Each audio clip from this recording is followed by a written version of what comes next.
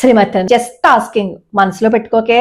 మళ్ళీ మనసులో పెట్టుకున్నావు అంటే మనోవ్యాధి వస్తుంది. ఇంగ్లీష్ లో 4 మాటలు సక అని మాట్లాడేస్తే గొప్పవాళ్ళు అయిపోతావేమో అని అనుకుంటున్నావేమో. ఏంటి మాట్లాడో నువ్వు? ఫియర్లెస్, షేమ్లెస్, విజన్లెస్, హార్ట్లెస్ అయిన వాడు మన దేశానికి ప్రధానమంత్రిగా ఉన్నారు. I don't like this government.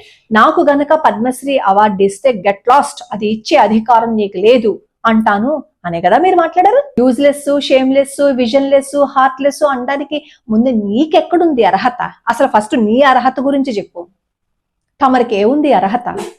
Betting apps promote చేసేసి యువతని నాశనం చేసేసి ఆ డబ్బులన్నీ దుబ్బి బ్యాంక్ అకౌంట్ లో వేసుకున్నావు కదా, జనాల్ని నాశనం చేసేసారు కదా, అదా మీ అర్హత?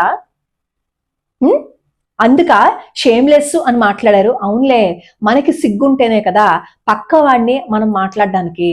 మరి ఆ డబ్బు నువ్వు అంత గొప్పవాళ్ళు అయిపోతే ఆ బెట్టింగ్ యాప్స్ ప్రమోట్ చేసిన తర్వాత తూచ్ నాకు తెలీదు, నేను అందుకే ప్రమోట్ చేశాను, ఇప్పుడు సారీ చెప్పేస్తున్నానని చెప్పి నంగనాచి తొంగబుర్రలాగా పక్కకి తప్పుకున్నారు కదా. మరి అలా తప్పుకోకుండా డబ్బంతా తీసుకొచ్చేసి ఎవరైతే నష్టపోయారో, ఏ బెట్టింగ్ యాప్ నైతే ప్రమోట్ చేశారో వాళ్ళందరికీ ఇచ్చేసి ఉండవలసింది కదా. అప్పుడు మీ నిజాయితీ అందరికీ తెలిసి ఉండేది.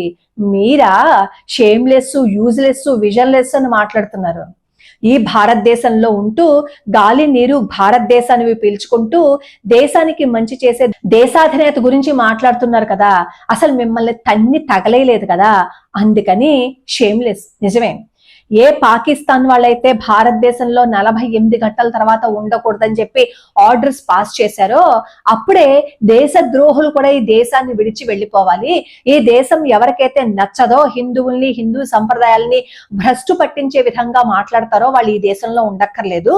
పక్క దేశానికి కొమ్ము కాచే కొంతమంది దేశ ద్రోహులు కూడా పోవచ్చు అని చెప్పి మిమ్మల్ని కూడా మూట కట్టేసి ఈ బోర్డర్ దగ్గర పడేలేదు కదా, అందుకని యూజ్లెస్. పక్క దేశాలన్నీ సలాములు కొడుతున్నాయి, తమరెళ్తే ఎవరైనా సలాములు కొడతారా? కనీసం ఒక్క మాట కూడా మాట్లాడలేదు కదా. ఎందుకు అంటే తమరు మాట్లాడితే ఇంకొకళ్ళని బాధ పెట్టే విధంగా ఉంటాయే తప్ప సౌమ్యతగా, సంస్కారవంతంగా ఎప్పుడు మీ మాటలు ఉండవు. 370 ఆర్టికల్ని రద్దు చేశారనా ఆయన యూజ్లెస్ అని మాట్లాడారు. అంటే మనకి సంబంధించి ఏమి మంచి చేయలేదని మీరు అనుకున్నారు కాబట్టే యూజ్లెస్, షేమ్లెస్ అని నోటుకొచ్చినట్టు మాట్లాడుతున్నారు కదా. పెహల్గావ్ దాడి జరిగినప్పుడు ఆయన టూర్ లో ఉంటే పరిగెత్తుకుంటూ వచ్చి అక్కడ ఆర్డర్స్ పాస్ చేశారు. ఎవరైతే హిందువుల మీద దాడి చేశారో వాళ్ళని ఊరుకోము, వెతికి వెతికి వేటాడి చంపేస్తామని చెప్పి మాట్లాడారు కదా. అందుక ఆయనకి హార్ట్లెస్ అని చెప్పి పేరు పెట్టారు.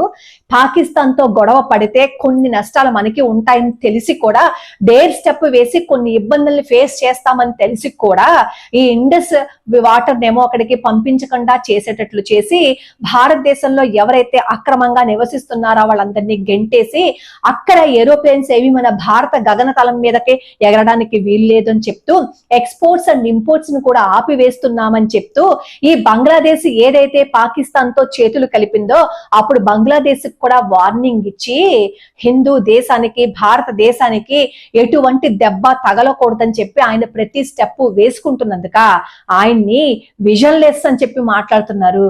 పాపం తమరికి చాలా విజన్ ఉంది కదా, తమరు దొబ్బేసిన ఈ డబ్బు ప్రమోట్ చేశారు కదా యాప్స్ అన్నీను. ఆ దొబ్బేసిన డబ్బంతా పేదలకు పంచిపెట్టండి.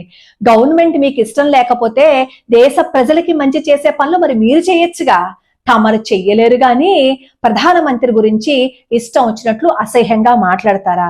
అవును, ఈ దేశం ఎవరికి నచ్చుతుంది? ఈ దేశంలో ఉన్న వాళ్ళకి నచ్చుతుంది. హిందూ ధర్మం అంటే ఇష్టం ఉన్న వాళ్ళకి నచ్చుతుంది, హిందువులని గౌరవించే వాళ్ళకి నచ్చుతుంది. నీలాంటి వాళ్ళకి నచ్చదు, నువ్వు హిందువు కాదు కదా, అందుకే నీకు ఈ దేశం నచ్చదు. మరి అలాంటప్పుడు ఇక్కడెందుకు ఉండడం? వెళ్ళిపోవచ్చు కదా. ఇక్కడుంటూ వెన్నుపోటు పొడిచే మాటలు ఎందుకు మాట్లాడడం? ఈ దేశం ఎవరికి నచ్చదో తెలుసా? ముష్కరులకి నచ్చదు. రావణాసురుడికైనా సరే రాముడంటే కాస్తో కోస్తో అభిమానం ఉందేమో గాని మీలాంటి వాళ్ళు ఎవరికి ఈ నరేంద్ర మోడీ అంటే అభిమానం ఉండదు. మిమ్మల్ని రావణాసురుడితో పోలిస్తే రావణాసురుడు భయపడిపోయి పరిగెత్తుకుంటూ వస్తాడు. ఆ చచ్చిపోయిన రావణాసురుడు పరిగెత్తుకుంటూ వచ్చి వాణ్ణి నాతో పోల్చేవేంటి, పోల్చకు అని చెప్పి బాధపడతాడు రావణాసురుడు కూడా. పోనీ ఇంకెవరితో అయినా పోలుద్దామా అంటే వాళ్ళు కూడా నా మీద దాడి చేయొచ్చు. అంతటి నీచ నికృష్ట కుసంస్కారం మీది. పెహల్గావ్ దాడి జరిగింది కదా, సిగ్గు, ఎగ్గు, మానాభిమానాలు ఏవైనా ఉండుంటే ఒక్క మాట హిందువుల గురించి మాట్లాడడానికి నోరొచ్చిందా? నోరు రాకపోగా కాశ్మీర్ అందాల గురించి కాశ్మీర్ గురించి మాత్రమే ట్వీట్ చేసిన మీకు సిగ్గుందా అసలు? సెన్స్ ఉందా అసలు? మీకు ఇవేమి లేదు కానీ నరేంద్ర మోడీ గారి గురించి మాట్లాడతారా? హిందువుల మీద జరిగిన అటాక్ అని, అలాగే ఇది టెర్రరిస్టులు చేసిన అటాక్ అని మీరు మాట్లాడగలిగారా?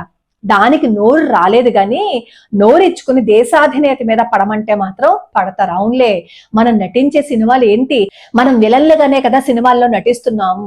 ఆ విలనిజం సినిమాల్లో మాత్రమే కాదు, నిజ జీవితంలో కూడా నేను విలన్నే అని మీ మాటల ద్వారా మీరు చెప్తున్నారు.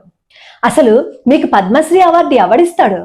ఆ పద్మం సిగ్గుపడుతుంది.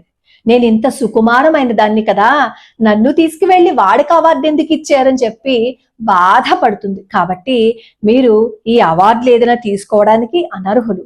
మీకు ఇస్తారని కూడా ఆశ పడకండి. అసలు ఇస్తారని ఎవరు చెప్పారయ్యా నీకు? ఇస్తే గెట్ లాస్ట్, మీకు అర్హత లేదు అంటాను అని అన్నారు. ఆశకి అంతు ఉండాలి, అత్యాశ పెట్టుకోకండి. మా దేవీ దేవతల గురించి అసహ్యంగా మాట్లాడుతున్నారు కదా. మొన్న ఇంటర్వ్యూలో కూడా హనుమాన్ని కోతితో పోల్చారు కదా. అసలు కోతి గురించి మీకు తెలిస్తే కదా హనుమాన్ గురించి మీకు మాట్లాడడానికి.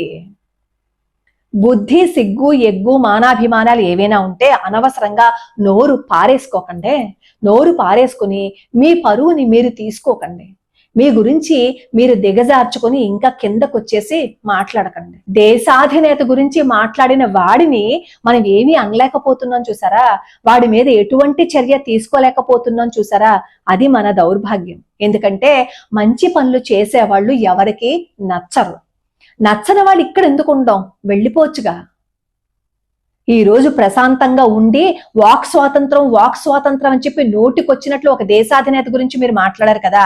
ఇదే మాటలు ఏ బంగ్లాదేశ్ లోనో మీరు తెగమిచ్చేసుకుంటారు కదా, ఆ పాకిస్తాన్ లో వెళ్ళి మాట్లాడితే దెబ్బకి మళ్ళీ బయటికి రాకుండా ఊసలు లెక్కెట్టుకుంటూ అందులో ఉంటారు. తిండి కూడా తినడానికి ఉండకుండా, మంచినీళ్లు కూడా తాగడానికి లేకుండా ఇక్కడ హాయిగా బ్రతుకుతున్నారు కాబట్టే, ఇక్కడ మీకు కావలసినవన్నీ జరుగుతున్నాయి కాబట్టే ఇక్కడ హిందూ దేశంలో ఉంటూ ఈ దేశాధినేత గురించి మాట్లాడతారు. సిగ్గు లేదా మీకు అసలు?